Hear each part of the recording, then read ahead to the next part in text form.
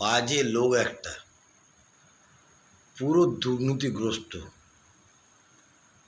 দেশ থেকে দুর্নীতি বন্ধ করার চেষ্টা করছে, বলুন, চুরি বন্ধ করার চেষ্টা করছে, না খাউঙ্গা না খানে দুঙ্গা এই ধরনের কথা বলছে।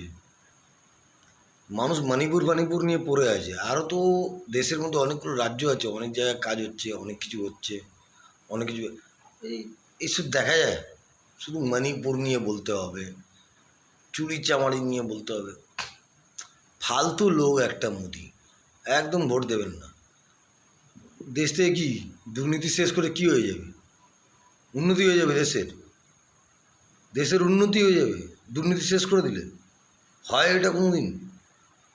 কী সব যে বলে না কে জানে, কোথা থেকে এসছে একার মাল একটা। একদম ভোট দেবেন না।